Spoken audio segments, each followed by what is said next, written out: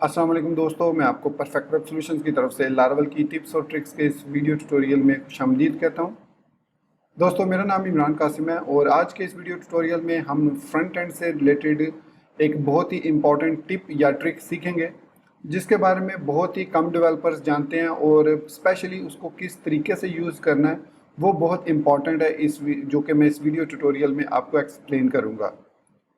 तो मैं उम्मीद करता हूं कि आप मेरे इस वीडियो ट्यूटोरियल को एंड तक देखेंगे और इसको लाइक भी करेंगे। इसके अलावा अगर आप हमारे इस चैनल परफेक्ट वेब सॉल्यूशंस पर न्यू हैं तो इसको सब्सक्राइब करते हुए बेल के आइकन को प्रेस करते हुए ऑल नोटिफिकेशंस को ऑन कर लीजिएगा ताकि आने वाले वीडियो ट्यूटोरियल्स की नोटिफिकेशंस आपको मिलती रहें और आप उनसे अप टू डेट रह सकें। Thank you very much. तो चलिए शुरू करते हैं आज के इस वीडियो ट्यूटोरियल को। तो इस वक्त आप मेरे कंप्यूटर की स्क्रीन पर देख सकते हैं कि मैंने एक राउट को ओपन किया हुआ है पोस्ट के, और यहाँ पर मेरे पास टाइटल्स आ रहे हैं कुछ पोस्ट के। अराउंड अबाउट 25 पोस्ट हैं। मैं इसको जूम आउट और कर लेता हूँ ताकि आपको तमाम की तमाम पोस्ट नज़र आ सकें। अब ये पोस्ट मैंने कैसे गेट की हैं? Very simple. मैंने पोस्ट कंट्रोलर के अंदर यहाँ पर पोस्ट ऑल को गेट किया, फिर रिटर्न व्यू किया पोस्ट का, और यहाँ पर post dot blade dot PHP में मैंने फॉर ईच लूप को यूज़ किया और टाइटल्स को डिस्प्ले करवा लिया। That is pretty straight forward, और आई एम श्योर अगर आपने मेरी लारावल 6 की कंप्लीट सीरीज़ फॉलो की हुई है तो इस चीज़ का आपको ऑलरेडी पता होगा। अब जो चीज़ इसमें मैंने एक्सप्लेन करनी है वो ये है कि ये जो फॉर ईच लूप है ये हमें एक ऑब्जेक्ट रिटर्न करता है जिसकी कुछ प्रॉपर्टीज़ हैं। वो ऑब्जेक्ट का नाम है लूप ऑब्जेक्ट। अगर यहाँ पर मैं लिखता हूँ dd लूप और इनको मैं बजाय इन लाइंस के यहाँ पर मैं पेस्ट करता हूँ क्योंकि मैं इसको as a Blade templating syntax use कर रहा हूँ। तो अब अगर मैं इस पेज को रीलोड करूँ तो देखिए हमारे पास कुछ ऑब्जेक्ट रिटर्न होंगे। तो यहाँ पर आप देख सकते हैं कि ये जो लूप ऑब्जेक्ट है ये हमें तकरीबन 8-9 डिफरेंट किस्म की प्रॉपर्टीज़ प्रोवाइड करता है, जिसमें से हम इटरेशन काउंट कर सकते हैं कि इस वक्त जो हमारा लूप रन हो रहा है उसकी इटरेशन नंबर कौन सी है। फिर उसके अलावा हम देख सकते हैं कि करंट जो हमारे पास रिकॉर्ड डिस्प्ले हो रहा है उसका इंडेक्स नंबर क्या है। फिर उसके बाद जैसे जैसे लूप चलता जाता है हम रिमेनिंग्स भी काउंट कर सकते हैं कि अगर हमारे पास सपोज 25 काउंट्स हैं तो पहला लूप जब चलेगा तो जाहिर बात है रिमेनिंग 24 होगा, तो आहिस्ता आहिस्ता ये डिक्रीज होता जाएगा, 0 तक ये जाएगा। और ये काउंट जो है ये नंबर ऑफ रिकॉर्ड्स को रिप्रेजेंट करता है कि जो हमने रिकॉर्ड में से फेच किए उनमें टोटल कितने रिकॉर्ड्स हैं। तो हमें डाटाबेस में जाके चेक नहीं करना पड़ेगा कि भाई कितने रिकॉर्ड है, हम यहाँ पर लूप के अंदर ही चेक कर सकते हैं। फिर उसके बाद है फर्स्ट। फर्स्ट का मतलब है कि अगर हम अभी फर्स्ट रिकॉर्ड को इटरेट कर रहे हैं तो वो ट्रू होगा फर्स्ट, तो इसके अगेंस्ट हम कोई चीज़ भी डिस्प्ले करवा सकते हैं कि अगर रिकॉर्ड फर्स्ट है तो आप कोई चीज़ सर्टन काम करना चाह रहे हैं तो आप इसको जब ये फर्स्ट ट्रू हो तो आप उसको कर सकते हैं। इसी तरीके से जब फर्स्ट ट्रू होगा तो डेफिनेटली लास्ट जो होगा वो फॉल्स होगा जब तक ये जो इटरेशन है ये 25 काउंट पूरे नहीं कर लेता। जैसे ही 25 काउंट्स पूरे होंगे तो लास्ट वाला जो है ये ट्रू हो जाएगा और फर्स्ट वाला तो वैसे ही फॉल्स हो जाएगा जैसे ही हम सेकंड आइटरेशन पर जाएंगे।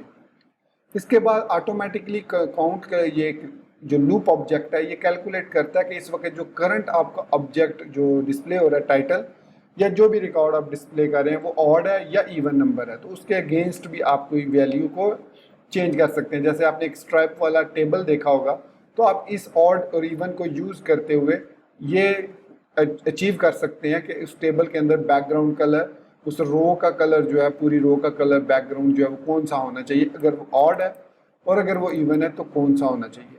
इसके बाद है डेप्थ। डेप्थ का मतलब ये होता है कि अगर आपने एक ऑब्जेक्ट डिस्प्ले करवा रहे हैं लूप के थ्रू तो क्या उसके साथ आपको रिलेटेड इन्फॉर्मेशन, मतलब लूप के अंदर अगर आप मल्टीपल लूप्स यूज़ कर रहे हैं तो दैट मीन्स आप कितनी डेप्थ के अंदर जा रहे हैं। सो फिलहाल चूंकि मैंने एक ही फॉर ईच लूप यूज़ किया तो इसका मतलब है डेप्थ 1 है। अगर मैं इस फॉर ईच के लूप के अंदर एक और फॉर ईच लूप लगाऊंगा तो उस फॉर ईच की जो डेप्थ होगी वो क्या हो जाएगी, 2 हो जाएगी। फॉर एग्जाम्पल मैं just to give you an a quick example, मैं यहाँ पर लिखता हूँ /app/user, तो मुझे तमाम यूज़र रिटर्न कर दो। तो यहाँ पर मैं इसको यूज़र्स कह देता हूँ क्विकली। अब लूप के अंदर भी हमें चेंजेस करनी पड़ेंगी और यहाँ पर जहाँ पर हमने पोस्ट यूज़ किया वहाँ पर इसको यूज़र करना पड़ेगा और जहाँ पर पोस्ट है उसको यूज़र्स करना पड़ेगा और यहाँ पर हमारे पास नेम है। अब देखिए इसका जो रिजल्ट है वो सेम रिजल्ट आएगा, लेकिन काउंट यहाँ पर डिफरेंट आ रहा है क्योंकि सिर्फ हमारे पास 10 यूज़र हैं। अब गौर कीजिएगा डेप्थ के बारे में। तो डेप्थ क्या है कि मैं इसको यहाँ से कट करता हूँ और यहाँ पर मैं एक और OL लगा लेता हूँ और इसके अंदर एक और फॉर ईच लूप लगाता हूँ। For each users post, sorry not users क्योंकि ये लूप है, तो यूजर पोस्ट एज पोस्ट, और उसके बाद यहाँ पर मैं एंड फॉर ईच लगा देता हूँ और यहाँ पर LI के अंदर सेम वही टेक्निक यूज़ करते हुए मैं पोस्ट का टाइटल डिस्प्ले करवा लेता हूँ। अब मैं जब इसको रन करूँगा तो हमारे पास पोस्ट और उसका टाइटल आ जाएगा।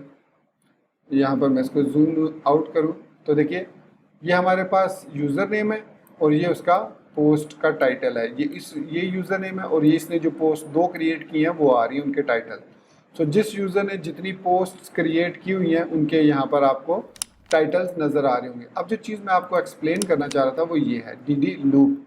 अब यहाँ पर मैं जब लूप लिखूँगा तो मुझे क्या इन्फॉर्मेशन मिलनी चाहिए, ये देखिए अब जो हमें इंफॉर्मेशन मिली वो यहाँ पर डेप्थ 2 हो गया और पेरेंट के अंदर हमें further iteration, index, remaining, count, first, last, odd, even, depth वगैरह दोबारा से मिलना शुरू हो गए। तो जैसे जैसे आप इस लूप को इनर लूप क्रिएट करते जाएंगे वैसे वैसे ये डेप्थ इंक्रीज होती जाएगी। अब इसकी डेप्थ 2 है तो जब इसके अंदर लूप लगेगा तो इसकी डेप्थ 2 हो जाएगी।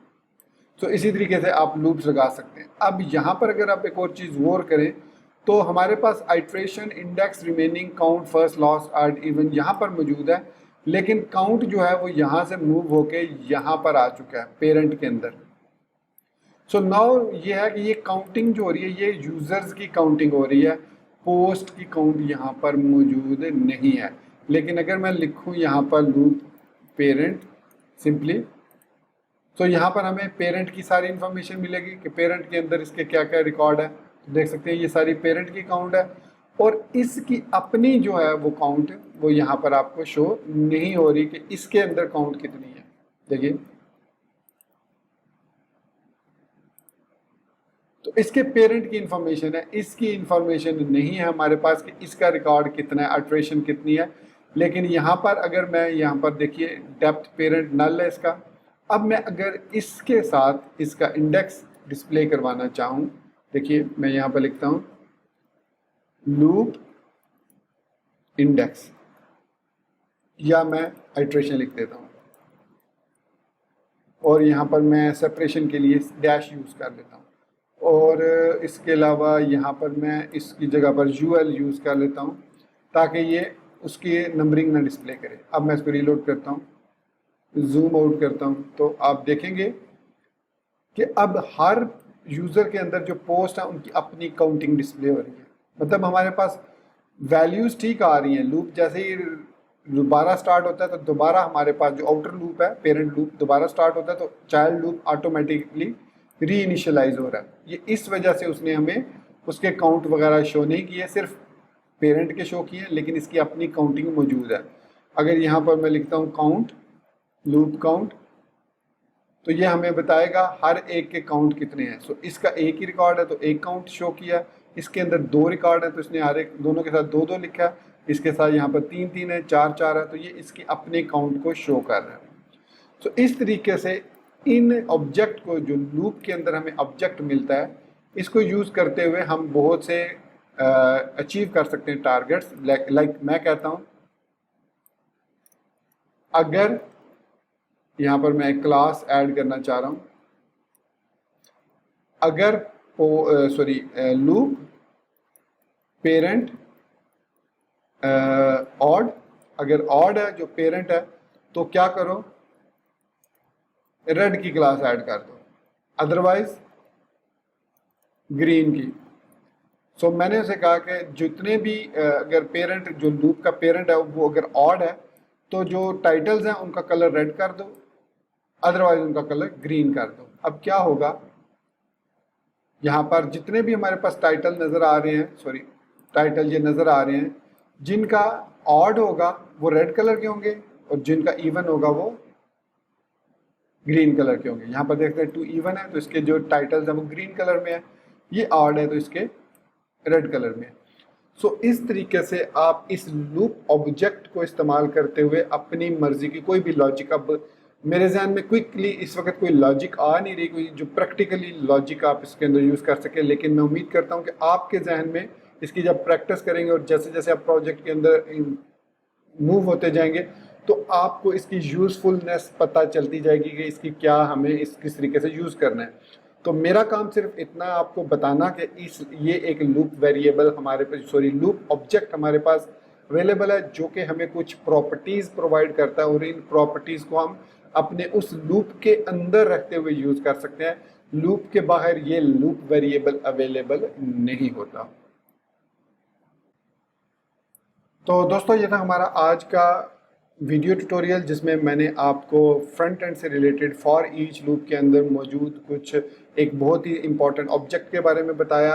होपफुली आपको इसके बारे में अगर ऑलरेडी पता है तो अब इसके बारे में बेहतर तरीके से पता चल गया होगा। अगर आपको नहीं पता, ऑलरेडी इसका नहीं पता था और इस वीडियो ट्यूटोरियल की मदद से आपको पता चला है, तो मैं उम्मीद करता हूं कि आप इस वीडियो को लाइक ज़रूर करेंगे। इसके अलावा अगर आप हमारे चैनल परफेक्ट वेब सॉल्यूशंस पर न्यू हैं तो इसको सब्सक्राइब करते हुए बेल के आइकन को प्रेस करते हुए ऑल नोटिफिकेशंस को ऑन करना बिल्कुल मत भूलिएगा, ताकि आने वाले वीडियो ट्यूटोरियल्स की नोटिफिकेशंस आपको मिलती रहें। तो इसी बात के साथ मैं अपने इस वीडियो ट्यूटोरियल को यहीं पर ख़त्म करता हूँ। मिलते हैं नेक्स्ट वीडियो ट्यूटोरियल में।